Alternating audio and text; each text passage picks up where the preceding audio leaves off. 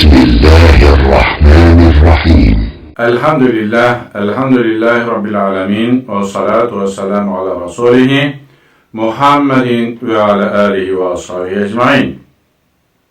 Esselamu aleyküm ve rahmetullah ve berekatuhu. Muhterem cemaat, biz o'tgan darslarning birisinde qo'noq haqi turida сөйләшкән edik. Bugun inshaalloh ko'rshi haqi turida сөйләшербез. Yani umuman alında ko'rshlar turida.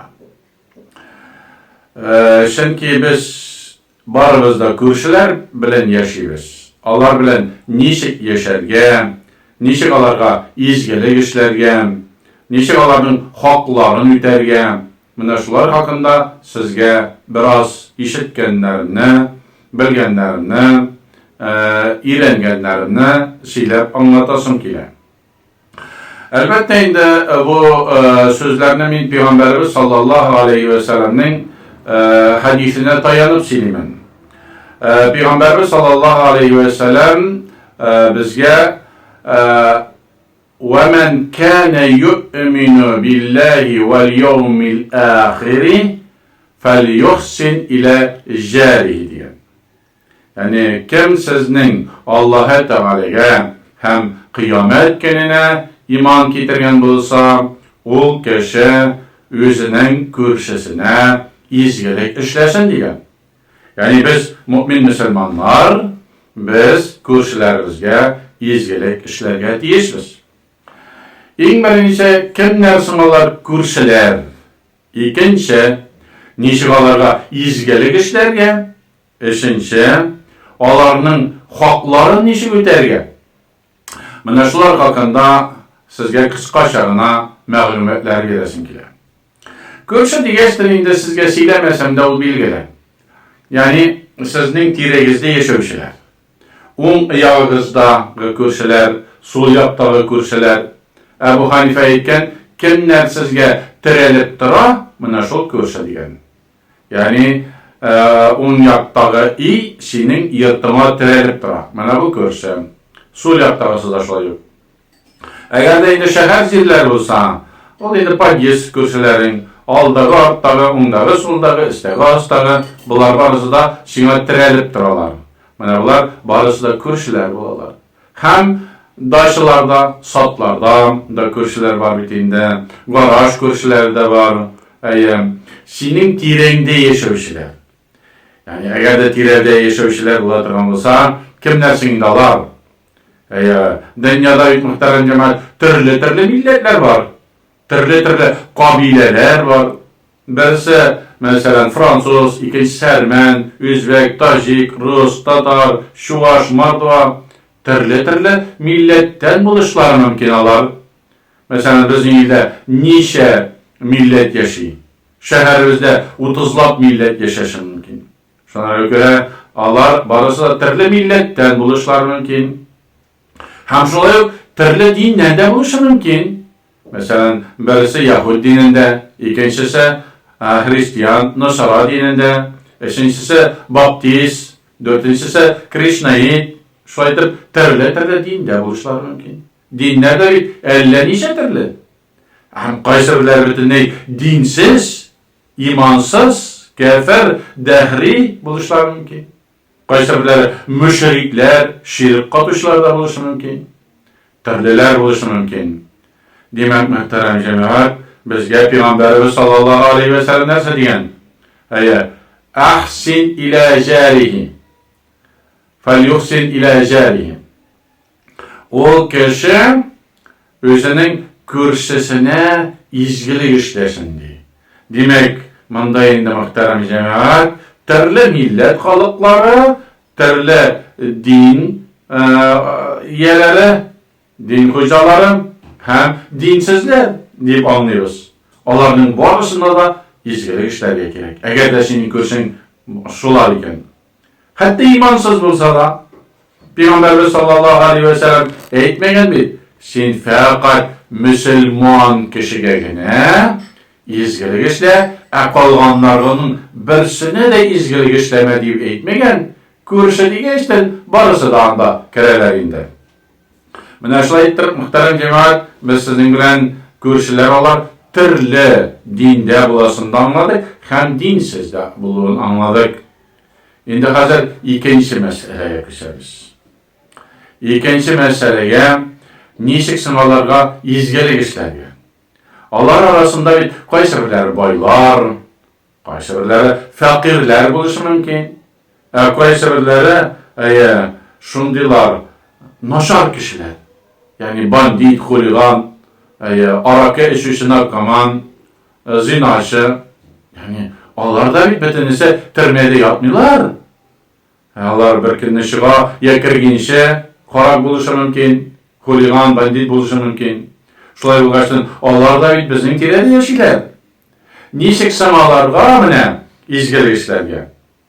Фәкирлекен аңлавы җиңел инде. Фәкиргә анарга изгелек эшләү бер нәрсә дә түгел. Анарга җиңел. Ягъни фәкир мискиннең акчасы юк, ризыгы әз, киемнәре сәләмә. Аларга кием алып бирәсеңме, я ризык бирәсеңме, я садака бирәсеңме, я дар алып бирәсеңме? Менә бу изгелек дип атала. Без шуны яхшы беләбез. Ягъни фәкир кешегә изгелекне ничек кылалар? Аның ихтияҗын, анарга хаҗәтләрен үтәсәң, менә шул изгелек була торган була инде. Монысы җиңел. Менә бандит кешегә ничек изгелек эшләргә? Ул да бит синең күрсәң. Һәр бай кеше.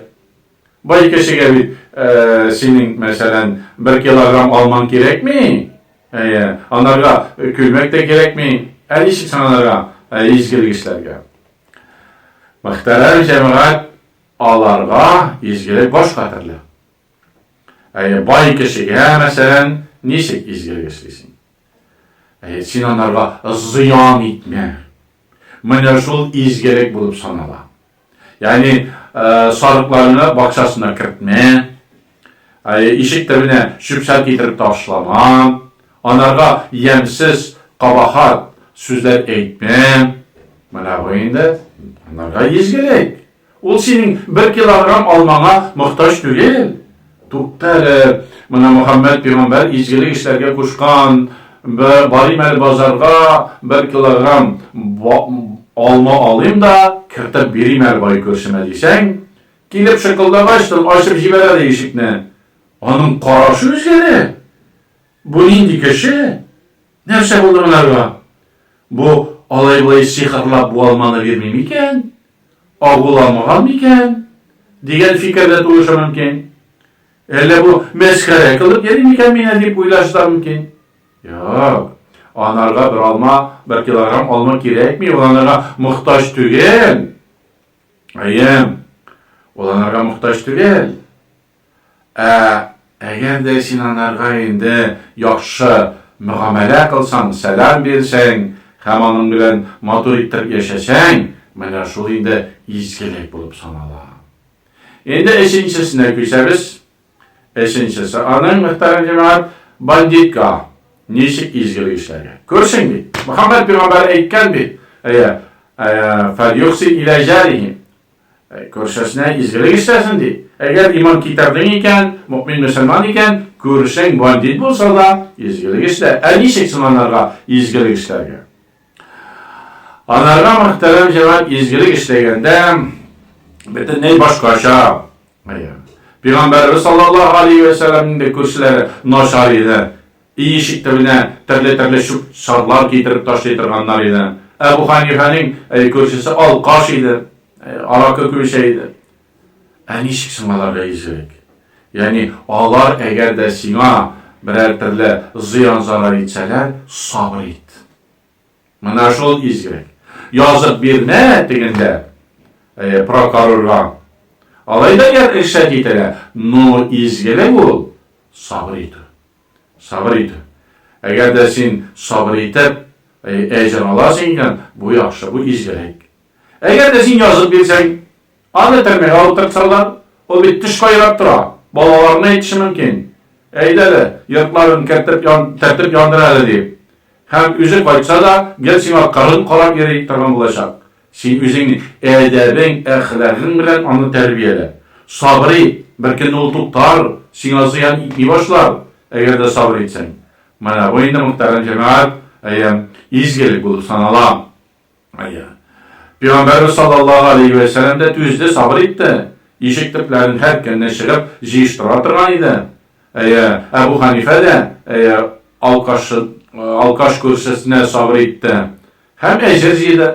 Bizge bit Allah-u Teala 90 orunda Kur'an'da sabır etiniz deyip eytken, koşansın sabır etirge. Koşansın bizge ecir yirgan. Allah-u Teala bir ecir hesapsız bilen diyen sabır etmişige. Biz indi prokurorga yazıp bersen bu mümkün, lekin sabır etip ecir yiysan, yaxşı, izgilik işleyen olasın. Şulay ettirip muhterem cemaat, men sizge körşiler turunda, körşilerge izgilik qalı turunda birazrak haber berdim. Ders bulsun. Allah-u Teala her barcamızga da tevfik hidayet nasip eylesin. Bereketli turmuş, körşilerimiz bilen matur ettirip yaşarga nasip eylesin. Vesselamu aleykum ve rahmetullah ve berekatuhu.